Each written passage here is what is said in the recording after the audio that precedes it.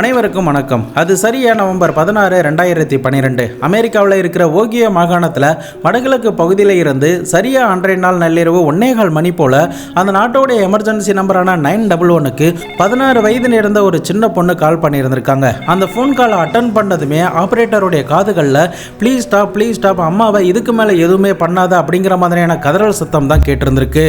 இதை கேட்டதுமே அதிர்ந்து போன ஆப்ரேட்டர், என்னாச்சு, ஏன் இப்படி கதறீங்க அப்படின்னு சொல்லி கேட்டபோது, என்னுடைய அம்மாவை இவ குத்திக்கிட்டு இருக்கா, சீக்கிரமா வாங்க அப்படின்னு சொல்லி அந்த ஆப்ரேட்டர் கிட்ட அந்த சிறுமி தெரிவிச்சிருந்திருக்கா. அதன் பிறகு அந்த சிறுமி கிட்டே அட்ரஸ்லாம் வாங்கி கொண்டு உடனடியாக போலீஸ் அதிகாரிகளும் சம்பவ இடத்துக்கு அனுப்பி வச்சிருந்திருக்காங்க.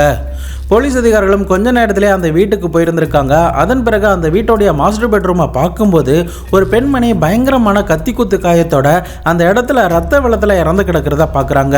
அவங்களுக்கு பக்கத்திலேயே ஒரு 18 வயது நேர்ந்த ஒரு பெண் கையில் கத்தியோட கொடூரமான ஒரு கோபத்தோடு நிற்கிறத பார்க்குறாங்க.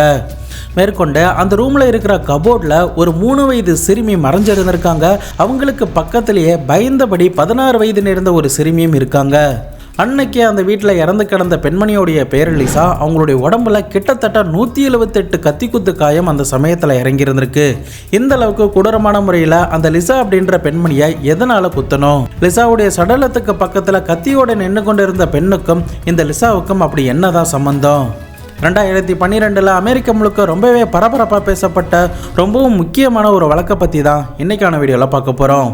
வீடியோவை எந்த இடத்துலையுமே ஸ்கிப் பண்ணாமல் தொடர்ந்து பார்த்துக்கிட்டே வாங்க. நான் உங்கள் Babu Shankar and welcome to Babu Shankar story.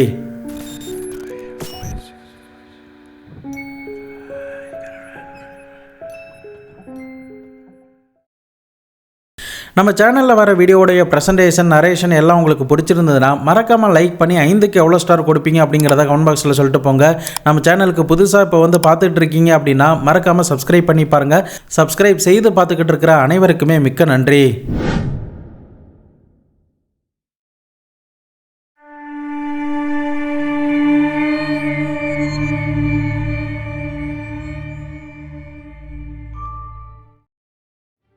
முதற்கட்டமாக போலீஸ் அதிகாரிகள் லிசாவுடைய சடலத்துக்கு பக்கத்தில் நின்று கொண்டிருந்த 18 வயது நேர்ந்த பெண்ணை கைது பண்ணியிருந்திருக்காங்க.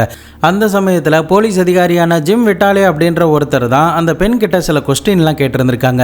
என்ன நடந்துச்சு, ஏன் உங்களுடைய கையில் இப்படி கத்தி இருக்கு, எதனால் உங்களுடைய அம்மாவை கத்தியால் குத்துறீங்க அப்படின்னு சொல்லி கேட்டபோது தான் அந்த பெண், முதல் நாள் இரவு நேரத்தில் நான் என்னுடைய ஸ்கூல் ப்ராஜெக்ட் ஒர்க்கு பண்ணிக்கிட்டு இருந்தேன். அப்போ திடீர்னு எனக்கு தலையை வலிக்க ஆரம்பிச்சது. இதனால் மெடிசன் எடுப்பதற்காக என்னுடைய அம்மாவுடைய ரூமுக்கு வந்தேன். அதன் பிறகு என்ன நடந்துச்சு, ஏது நடந்துச்சு அப்படிங்கிற எந்த ஒரு விஷயமுமே எனக்கு ஞாபகம் இல்லை அப்படின்னு அந்த பெண் சொல்லியிருந்திருக்காங்க. ஆனா என்னதான் இந்த பெண் இந்த மாதிரி சொன்னாலுமே போலீஸ் அதிகாரிகள் அவருடைய ஸ்டேட்மெண்ட்டை ஏத்துக்கிறதாவே இல்லை. தொடர்ந்து போலீஸ் அதிகாரிகள் கிரைம் சீனை போட்டோஸ் எடுத்திருந்திருக்காங்க. அதுல இருக்கிற தடயங்கள் எல்லாத்தையுமே சேகரிச்சதுக்கு பிறகு லிசாவுடைய சடலத்தை மீட்டு பிரேத பரிசோதனைக்கும் அனுப்பி வச்சிருந்திருக்காங்க. அதன் பிறகு லிசாவுடைய கணவரான கெவின் அப்படின்றவருக்கும் தகவல் கொடுக்கப்பட்டிருந்திருக்கு. அவர்கள் கிட்ட மீதம் இருக்கிற 2 பெண் குழந்தைகளையும் ஒப்படைச்சிருந்திருக்காங்க. தொடர்ந்து லிசாவை கொலை பண்ண அந்த 18 வயது பெண்ணை விசாரிச்சுக்கிட்டே இருந்திருக்காங்க. பல மாதங்கள் ஆகியுமே முதல் நாள் போலீஸ் அதிகாரிகள் கிட்ட என்ன ஒரு ஸ்டேட்மெண்ட் சொன்னாலோ அதே ஸ்டேட்மெண்ட் தான் மறுபடியும் சொல்லிக்கிட்டே இருந்திருக்கா. இறந்து போன லிசாவுடைய கணவர் பெயர் கெவின். இந்த கெவின் அப்படின்றவர் ஒரு ட்ரக் டிரைவராக இருந்திருக்காரு. இந்த லிசா அப்படின்றவங்க சோசியல் ஒர்க்கராக இருந்திருக்காங்க. இதனால நிறைய நல்ல விஷயங்கள்லாம் பண்ணிக்கொண்டு வில்லோபி ஹில் அப்படின்ற ஓகியோ மாகாணத்தில் இருக்கிற ஒரு பகுதியில் சந்தோஷமாக ஒரு அழகான வீட்டில் தன்னுடைய 3 பெண் குழந்தைகள், கணவர் அப்படின்னு சொல்லிட்டு வாழ்க்கையில் எந்தவித பிரச்சனையுமே இல்லாமல் நல்லா தான் வாழ்ந்துக்கிட்டு இருந்திருக்காங்க. போலீஸ் அதிகாரிகள் லிசாவுடைய வீட்டில் இருந்து கைது பண்ண அந்த 18 வயது நேர்ந்த பெண்ணுடைய பேர் சப்ரீனா ஜூனிச். இவங்களுடைய தங்கையான 16 வயது நேர்ந்த மேகன் நோஃபெல் அப்படின்றவங்க தான் அன்றைய நாள் 911க்கு கால் பண்ணி தன்னுடைய அம்மாவை தன்னுடைய அக்கா கத்தியால குத்திக்கிட்டு இருக்கா அப்படின்ற ஒரு தகவலையே சொல்லியிருந்திருக்காங்க. மேற்கொண்டு இறந்து போன லிசாவுக்கு 3 வயதுல ஒரு பெண் குழந்தை இருந்திருக்காங்க. அந்த பெண் குழந்தையுடைய பெயர் ஹைலி. சம்பவம் நடந்த நாளான நவம்பர் 16, 2012 அன்னைக்கு கெவின் எப்போதும் போல வேலைக்காக வெளியூர் போயிருந்திருக்காரு. லிசா தன்னுடைய குழந்தைகள் கூட வீட்டில் சந்தோஷமாக இருந்திருக்காங்க. இரவு நேரத்தில் தன்னுடைய பெண் பிள்ளைகளுக்கு டின்னர்லாம் கொடுத்ததுக்கு பிறகு அவரவர்கள் ரூமுக்கு தூங்க போயிடுவாங்க. மேகனுக்கு தனியாக ஒரு ரூம் கொடுக்கப்பட்டிருந்திருக்கு. முதல் மகளான சப்ரீனா அப்படின்றவங்களுக்கு மாடியில் இருக்கிற ஒரு ரூமும் கொடுக்கப்பட்டிருந்திருக்கு. எப்போதுமே இந்த லிசா தன்னுடைய 3வது மகளான 3 வயது நேர்ந்த ஹைலி அப்படின்ற அந்த சிறுமியை இரவு 10 மணி வரைக்கும் தாலாட்டுலாம் பாடி தூங்க வச்சதுக்கு பிறகுதான் தன்னுடைய பெட்டுக்கு வந்து தூங்குவாங்க. அப்படிதான் அன்றைய நாளும் லிசா வந்து தூங்கி இருந்திருக்காங்க. இந்த சமயத்துல தான் மாடியில வேலை பார்த்து கொண்டிருந்த, அதாவது ஸ்கூல் ப்ராஜெக்டுக்காக வேலை பார்த்து கொண்டிருந்த இந்த சப்ரீனா அப்படின்ற பெண் தலைவலிக்குது அப்படின்னு சொல்லிட்டு மிட் நைட் வாகல கீழே இருக்கிற தன்னுடைய அம்மாவுடைய ரூம் கிட்ட வந்திருக்கா. இந்த சப்ரீனாவுக்கு 18 வயது ஆகிட்டதுனால அவளுக்கு நிறைய ஃப்ரீடம் அந்த வீடுகளில் கொடுக்கப்பட்டிருந்திருக்கு. அதனால தான் மிட் நைட் ஆனாலுமே அவள் முழிச்சிருக்கிறதுக்கு அனுமதி எல்லாமே கொடுத்துருந்துருக்காங்க. அப்போதான் தனக்கு தலைவலிக்குது அப்படின்னு சொல்லிட்டு லிசாவுடைய ரூமுக்கு வந்து மெடிசன் எடுக்கலாம் அப்படின்னு வர சமயத்தில் தான் அந்த ரூமில் ஒரு அசம்பாவிதமே நடந்திருந்திருக்கு. அதன் பிறகு என்ன நடந்துச்சு ஏது நடந்துச்சு அப்படிங்கிறது அவங்களுக்கு ஞாபகம் இல்லை. மறுபக்கம் இன்னொரு ரூமில் தொங்கி கொண்டு இருந்த மேகன் அப்படின்ற பெண்ணுக்கு தன்னுடைய அம்மா அலற சத்தம் கேட்டதுமே உடனடியாக தன்னுடைய ரூம் டோரை திறந்துட்டு அம்மாவுடைய ரூமை வந்து பார்க்கும்போது தான் சப்ரீனா கையில கத்தியோட நின்றுகிட்டு இருந்திருக்காங்க. அந்த சமயத்தில் அவங்க கண்ணா பின்னான்னு மறுபடியும் லிசாவை குத்த ஆரம்பிச்சதுமே குத்தாத அப்படின்னு எவ்வளவு கெஞ்சிலாம் பார்த்துருந்துருக்காங்க.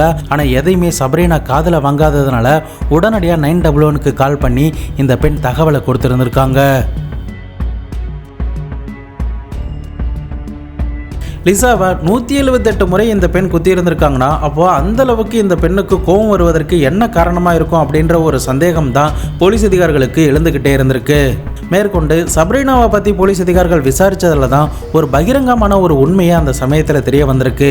அது என்னன்னா, இறந்து போன அந்த லிசா இந்த சப்ரீனாவுடைய அம்மாவே கிடையாது. அதாவது இந்த சப்ரீனாவுடைய பயாலஜிக்கல் மதர் இந்த லிசா கிடையவே கிடையாது. அப்படி லிசா இந்த பெண்ணுடைய அம்மா இல்லைனா அப்படி யார் தான் இந்த பெண்ணுடைய அப்பா அம்மா? யார் இந்த சப்ரீனா? இந்த சப்ரீனாவோட வாழ்க்கையில் என்னென்னலாம் நடந்துச்சு அப்படிங்கிறத இப்போ நம்ம பார்த்தலாம். சரியா அக்டோபர் 27, 1994 அப்போ அமெரிக்காவில் இருக்கிற ஒகாயோ மாகாணத்தில் கிளீவ்லேண்ட் அப்படின்ற பகுதியில் 35 வயது நேர்ந்த மார்க் சூனிச் மற்றும் 40 வயது நேர்ந்த சூசன் எட்வர்ட்ஸ் அப்படின்ற தம்பதியினருக்கு பிறந்த மகள் தான் இந்த சப்ரீனா சூனிச். சப்ரீனாவுடைய இளமை காலம் ரொம்பவே மோசமாக தான் இருந்திருக்கு. அவங்களுடைய அப்பா அம்மா 2 பேருமே அடிக்கடி ஜெயிலுக்கு போயிட்டு வந்திருக்காங்க. ட்ரக்குக்கு அடிக்டாக இருந்திருக்காங்க, ஆல்கஹாலுக்கு அடிக்டாக இருந்திருக்காங்க. மேற்கொண்டு அவங்க அப்பா நிறைய திருட்டு வழக்குகளில் ஈடுபட்டு இருந்திருக்காரு. அதே சமயம் ட்ரக்கை கடத்தி விற்கிறது போன்ற இல்லீகல் ஆக்டிவிட்டீஸ்லாம் அவர் ஈடுபட்டதுனால அடிக்கடி இந்த அப்பா அம்மா 2 பேருமே கைது செய்யப்பட்டிருந்திருக்காங்க. 1984 சப்ரீனாவுடைய அம்மா ஒரு திருட்டு வழக்கில் சம்பந்தப்பட்டிருந்திருக்காங்க. அதன் பிறகு 6 வருடங்கள் கழித்து 14 மற்றும் 15 வயது நேர்ந்த ஒரு குழந்தைக்கு போதைப் பொருள் சப்ளை பண்ணதா சொல்லி போலீஸ் அதிகாரிகள் அந்த சமயத்தில் கைது பண்ணி இருந்திருக்காங்க. ஆனால் சப்ரீனாவுடைய அம்மாவான சூசன் அந்த சமயத்தில் கர்ப்பமாக இருந்ததுனால அதுக்குண்டான தண்டனையை டெலிவரி ஆனதுக்கு பிறகு அனுபவிக்கணும் அப்படின்ற ஒரு தீர்ப்பையும் கொடுத்திருந்திருக்காங்க. இந்த சமயத்தில் தான் சப்ரீனாவுடைய அக்கா பிறந்திருக்காங்க. அதன் பிறகு தான் 1994 சப்ரீனா பிறந்திருக்கா. சரியா, இந்த சப்ரீனாவுக்கு 1.5 வயது இருக்கிற சமயத்தில் அவங்களுடைய அப்பா டொமஸ்டிக் வயலன்ஸில் ஈடுபட்டார் அப்படின்னு சொல்லிட்டு போலீஸ் அதிகாரிகளால் கைது செய்யப்பட்டு ரொம்ப நாட்கள் கழித்து தான் ஜெயிலில் இருந்தே வெளியில் வந்திருக்காரு. அதன் பிறகு சப்ரீனாவுடைய அம்மாவும் ஜெயிலுக்கு போயிட்டதுனால அப்பா அம்மாவுடைய அரவணைப்பு எதுவுமே இல்லாமல் தான் இந்த பெண் வளர ஆரம்பிச்சிருக்கா. இதனால் நிறைய அக்ரெசிவான பிஹேவியர் அந்த பெண்ணுக்கு சின்ன வயதில் இருந்து இருக்க செய்யுது. இப்போ அம்மா ஜெயிலுக்கு போயிட்டதுனால இப்போ இருக்கிற வீட்டை காலி பண்ணிட்டு சப்ரீனாவும் அவங்களுடைய அப்பா பாட்டி அப்படின்னு சொல்லிட்டு எல்லாருமே ஒரு சின்ன வீட்டில் வசிக்கவும் செய்கிறாங்க. தொடர்ந்து சப்ரீனாவும் அவங்களுடைய அக்காவும் அந்த வீட்டில் தன்னுடைய அம்மா இல்லாமல் தான் வளர ஆரம்பிச்சிருக்காங்க. இந்த சமயத்தில் மார்க் அடிக்கடி குடிச்சிட்டு வந்து தன்னுடைய குழந்தைகள் யாரையுமே சரிவர பார்த்து கொள்ளாமலே இருந்திருக்காரு. மேற்கொண்டு இந்த சப்ரீனா தூங்கணும் அப்படிங்கிறதுக்காக அவள் குடிக்கிற பாலில் ஓட்காவை கலந்து விட்டு சீக்கிரமாகவே தூங்க வச்சுட்டு அவரும் நிம்மதியாக தூங்க ஆரம்பிச்சிருக்காரு. இப்படியே பல நாட்கள் கிட்ட ஆகியிருந்திருக்கு. தொடர்ந்து சப்ரீனாவுடைய அம்மாவும் ஜெயிலில் இருந்து வெளியில் வந்து தன்னுடைய கணவரை பார்க்கறதுக்காக வந்திருந்திருக்காங்க. அந்த சமயத்தில் சரக்கு வாங்குறதுக்கு காசு கொடுத்துருந்துருக்காங்க. ஆனால் அதை சூசன் திருடிக்கிட்டு போனதுனால 2 பேருக்குமே பயங்கரமான ஒரு சண்டை வேற ஒரு நாளில் நடந்திருக்கு. இந்த சமயத்தில் போலீஸ் அதிகாரிகள் அந்த இடத்துக்கு வந்துட்டதுனால சூசன் இனிமேல் இந்த வீட்டுக்கு வரக்கூடாது அப்படின்னு சொல்லி கண்டித்து அனுப்பியிருந்திருக்காங்க. அதன் பிறகு இந்த மார்க் அப்படின்றவர் ரொம்பவே வித்தியாசமாக இருக்கிறதுனால அவரை கூப்பிட்டு சில மெடிக்கல் டெஸ்ட்லாம் எடுத்து பார்த்த போது தான் மாதிரியான ஒரு சித்த பிரம்ம நோய் அவருக்கு இருக்கு அப்படிங்கிறத கண்டுபிடிச்சிருந்திருக்காங்க. ஆனாலுமே மார்க் எதையுமே காதல வாங்காம குடிக்கிறது, ட்ரக்ஸ் எடுக்கிறது அப்படின்னு சொல்லிட்டு பல இல்லீகல் ஆக்டிவிட்டீஸ்ல ஈடுபட்டு இருந்திருக்காரு. அதே சமயம் கார்லாம் ஆக்சிடென்ட் பண்ணதுனால எக்கச்சக்கமான கேஸ் இவர் மேல போடப்படுது. இதனால அடிக்கடி அவர் ஜெயிலுக்கு போயிட்டு வந்திருக்காரு. அதே சமயம் அவருடைய உடல்நிலை பாதிக்கப்பட்டு கொஞ்ச நாட்கள்லேயே இறந்து போயிருந்திருக்காரு. சப்ரீனா ஒரு டீனேஜ் பருவத்தில் இருக்கிறதுனால இவளை என்னால் வளர்க்க முடியாது அப்படின்னு சொல்லிட்டு அவங்களுடைய பாட்டி அதே மாகாணத்தில் இருக்கிற ஒரு ஹோமில் போயிட்டு எம்மா அப்படின்ற ஒரு பெண் கிட்ட ஒப்படைச்சிருந்திருக்காங்க. சப்ரீனாவுடைய அப்பாவுக்கு எப்படி சித்தப்பிரமை நோய் இருந்துச்சோ அதே மாதிரி இந்த பெண்ணுக்கும் ADHD அப்படின்னு சொல்லக்கூடிய ஹைப்பர் ஆக்டிவிட்டி டிசார்டர் அப்படின்னு சொல்லிட்டு ஒரு நரம்பியல் கோளாறு நோய் இந்த பெண்ணுக்கு இருப்பதா 4 வயது இருக்கிற சமயத்திலே கண்டுபிடிச்சிருந்திருக்காங்க. இந்த கோளாறு உள்ளவங்க இவங்களுடைய உணர்ச்சிகளை இவங்களால கட்டுப்படுத்தவே முடியாது. இந்த பிரச்சனையினால இவ அடிக்கடி கோவப்பட்டு இருந்திருக்கா. சில நேரங்களில் கொஞ்சம் மோசமாகவும் நடந்திருக்கா. அவளுக்கு என்ன நடக்குது அப்படிங்கிறது எதையுமே அடிக்கடி இவ மறந்து போற அளவுக்கு ரொம்பவே வித்தியாசமா செயல்பட்டு இருந்திருக்கா. ஆனா இந்த சப்ரீனா வளர வளர அவங்க ஹைஸ்கூல் போற சமயத்துல, அதாவது இவங்களுக்கு 16 வயது இருக்கிற சமயத்துல அவங்களுடைய மொத்த மனநிலையும் மாற ஆரம்பிச்சிருக்கு. அந்த சமயத்துல தான் சோசியல் ஒர்க்கரான லிசா அப்படின்றவங்க இந்த பெண்ணை தத்து எடுத்துட்டு போய் வளர்க்கலாம் அப்படின்ற ஒரு முடிவுக்கே வந்து இருந்திருக்காங்க. இந்த லிசாவை பற்றி சொல்லணும்னா குழந்தைகளுடைய பாதுகாப்பில் அதிக முக்கியத்துவம் கொடுக்குற ஒரு சோசியல் ஒர்க்கராக இருந்திருக்காங்க. 1999 இவங்களுக்கு திருமணம் ஆகியிருந்திருக்கு. அப்போ தான் மேகன் அப்படின்ற அவங்களுடைய முதல் மகளும் பிறந்திருக்காங்க. ஆனால் அந்த திருமணம் சரிவர அமையாததுனால 2003 விவாகரத்தும் பண்ணியிருந்திருக்காங்க. அதன் பிறகு தான் 2006 கெவினை மீட் பண்ணி திருமணமும் பண்ணியிருந்திருக்காங்க. இந்த கெவினை பற்றி சொல்லணும்னா இவருக்கும் ஏற்கனவே திருமணம் ஆகியிருந்திருக்கு. அதாவது 1992 திருமணம் ஆகியிருந்திருக்கு. 1993 ஒரு குழந்தை பிறந்திருக்கு. அதன் பிறகு 1997 தான் தன்னுடைய மனைவியை விவாகரத்து பண்ணியிருந்திருக்காரு. இவர் விவாகரத்து பண்ணும்போது தன்னுடைய குழந்தைக்கு உண்டான ரைட்ஸ் எல்லாத்தையுமே தன்னுடைய மனைவி கிட்டே ஒப்படைச்சிருந்திருக்காரு. அதன் பிறகு தான் லிசாவை 2006 மீட் பண்ணி திருமணமே கட்டியிருந்திருக்காங்க. தொடர்ந்து லிசா தத்தெடுத்த சப்ரீனா அப்படின்ற பெண் தனக்கு பிறந்த மேகன் அப்படின்ற பெண் கூட ஒரு வீட்டில் தன்னுடைய 2வது கணவரான கெவின் கூட சந்தோஷமாக வாழ்ந்துக்கிட்டு இருந்த சமயத்தில் தான் 2009 இவர்கள் 2 பேருக்குமே ஹைலி அப்படின்ற ஒரு பெண் குழந்தையும் பிறந்திருக்கு. தொடர்ந்து லிசாவுடைய கணவரான கெவின் மற்றும் லிசாவுடைய 3 பிள்ளைகள் அப்படின்னு சொல்லிட்டு எல்லாருமே அந்த வீட்டில் சந்தோஷமாக வாழ்ந்துக்கிட்டு இருந்திருக்காங்க. ஆனால் லிசா தத்து எடுத்துகிட்டு வந்த சப்ரீனா மேலே என்னதான் அன்பு காட்டியிருந்தாலும் கூட கொஞ்ச நாட்கள்லேயே அது மெல்ல மெல்லமாக உடைய ஆரம்பிச்சிருக்கு. இந்த மிஸ் அண்டர்ஸ்டாண்டிங் தான் அவங்களுடைய வாழ்க்கையை புரட்டி போட்டிருந்திருக்கு.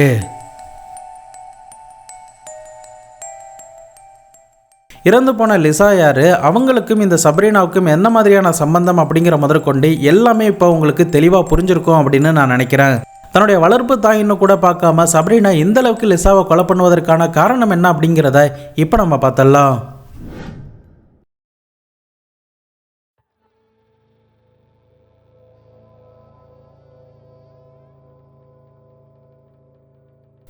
என்னதான் லிசாவுக்கும் சப்ரீனாவுக்கும் மிஸ் அண்டர்ஸ்டாண்டிங் ஒரு பக்கம் இருந்தாலும் மறுபக்கம் லிசாவுக்கும் அவங்களுடைய கணவரான கெவினுக்கும் இதே மாதிரியான மிஸ் அண்டர்ஸ்டாண்டிங் ஏற்படுறதுனால அந்த குடும்பத்தில் ஒரு மகிழ்ச்சியான தருணம் அப்படின்னு சொல்லிட்டு எதுவுமே தொடராமலே போயிருந்திருக்கு. இந்த ஒரு மிஸ் அண்டர்ஸ்டாண்டிங் கடைசியில் லிசாவை கொலை பண்ணுற அளவுக்கு மாறி இருந்திருக்கு. அது ஏன் கெவினுக்கு மாற ஆரம்பிக்குதுன்னா இந்த லிசா மேலே $8 லட்சம் அமெரிக்கன் டாலர் கிட்ட இன்சூரன்ஸ் போடப்பட்டிருந்திருக்கு.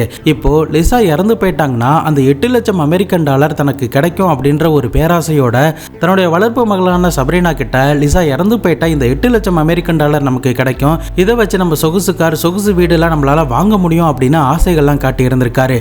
அதன் அடிப்படையில் தான் இந்த சப்ரீனாவும் கெவினும் சேர்ந்து ஒரு சதி திட்டத்தை லிசாவுக்கு எதிராக தீட்ட ஆரம்பிச்சிருக்காங்க. ஆரம்பத்தில் இவர்கள் என்ன மாதிரிலாம் பிளான் பண்ணியிருந்திருக்காங்கன்னா லிசா தூங்கிட்டு இருக்கிற சமயத்தில் அவங்களுடைய முகத்து மேலே தலையணையை வைத்து துப்பாக்கியால் சுட்டுட்டு துப்பாக்கியை தூக்கி போட்டுடலாம், அதன் பிறகு நம்ம மாட்டோம் அப்படின்னு நினச்சிருந்திருக்காங்க. ஆனால் அது ஒரு பேட் ஐடியா அப்படிங்கிறதுனால ஈஸியாக போலீஸ்கிட்ட மாட்டிப்போம் அப்படின்னு கெவின் சொன்னதுக்கு பிறகு அந்த பிளானை கைவிட்டு இருந்திருக்காங்க.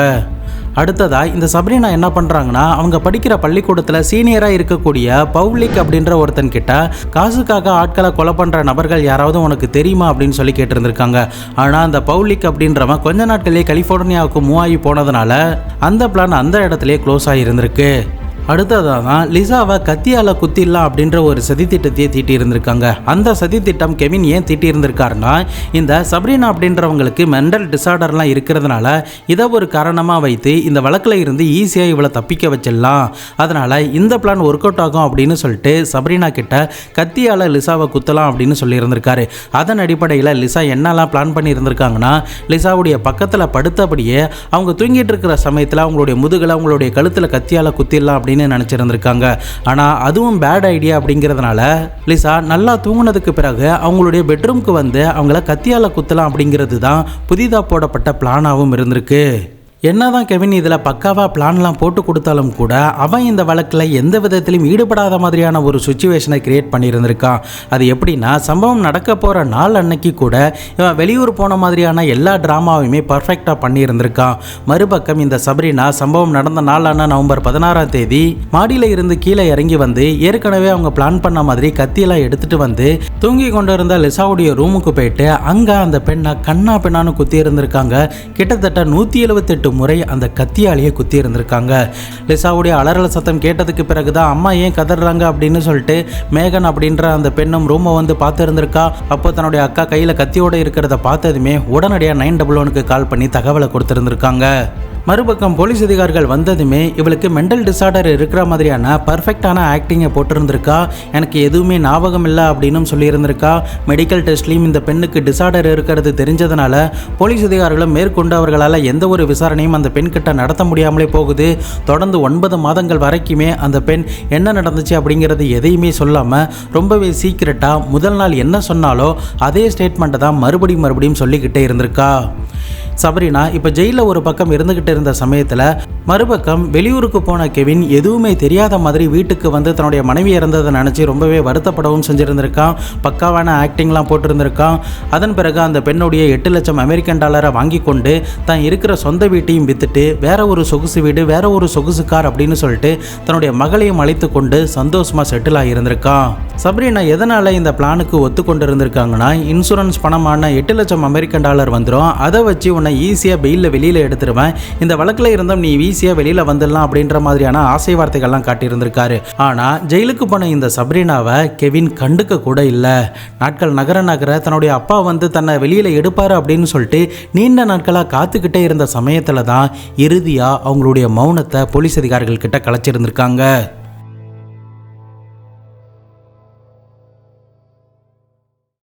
என்னதான் போலீஸ் அதிகாரிகள் சப்ரீனாக்கு தண்டனைகள்லாம் வாங்கி கொடுத்திருந்தாலும் கூட தொடர்ந்து கெவினை கவனிச்சுக்கிட்டே தான் இருந்திருக்காங்க. என்னதான் கெவினுடைய மனைவியான லிசா இறந்து போயிருந்தாலும் கூட கெவினுக்கு அதை பற்றின எந்த ஒரு கவலையுமே இல்லாமல் சந்தோஷமா தன்னுடைய வீட்டில் வாழ்ந்துகிட்டு இருக்கிற ஒரு விஷயம்தான் போலீஸ் அதிகாரிகளுக்கு மேலும் மேலும் கெவின் மேலே சந்தேகத்தை கிளப்ப ஆரம்பிக்குது. இந்த சமயத்தில் தான் சரியா 9 மாதம் கழித்து சப்ரீனா லிசாவை ஏன் கொலை பண்ண, அதுக்குண்டான உண்மையான காரணம் என்ன, எதனால தன்னுடைய அப்பா கூட சேர்ந்து கொலை பண்ண அப்படின்ற ஒரு விஷயத்தை சொல்லும் போது தான் போலீஸ் அதிகாரிகள் மட்டுமில்ல அமெரிக்க மக்களாலேயே இதை நம்பவே முடியல. அன்னைக்கு சபரீனா அப்படி என்னதான் போலீஸ் அதிகாரிகள் கிட்ட ஸ்டேட்மெண்ட் சொன்னாங்க, சபரீனாவும் அவங்களுடைய வளர்ப்பு தந்தையான கெவினும் அப்படி என்ன பிளான் பண்ணாங்க, எதனால பிளான் பண்ணாங்க அப்படிங்கிறத இப்போ நம்ம பார்த்தலாம். போலீஸ் அதிகாரிகள் கிட்ட இந்த சப்ரீனா சொன்ன ஸ்டேட்மெண்ட் படி ஆரம்பத்தில் இந்த சப்ரீனாவும் கெவினும் என்னதான் தந்தை மகள் உறவு மாதிரி இருந்தாலும் கூட நாட்கள் நகர அந்த உறவு வேற ஒரு உறவாக மாறி இருந்திருக்கு. நாட்கள் நகர தன்னுடைய வளர்ப்பு மகள் அப்படின்னு பார்க்காம ஒரு காதலி மாதிரி தான் ட்ரீட் பண்ண ஆரம்பிச்சிருக்காரு. இந்த பெண்ணுக்கு பிடித்த மாதிரியான விஷயங்கள் பண்ணுறது, அவளுடைய டீனேஜ் பருவத்தை சரியாக இவன் பயன்படுத்தி கொண்டு அந்த பெண் கிட்ட அடல்ட் ஜோக் சொல்கிறது, அந்த பெண் மேலே கை வைத்து பேசுறது அப்படின்னு சொல்லிட்டு ரொம்பவே நெருக்கமானதுக்கு பிறகு 2 பேருக்குள்ளேயும் ஒரு பிசிக்கல் ரிலேஷன்ஷிப்பும் ஏற்பட்டிருந்திருக்கு.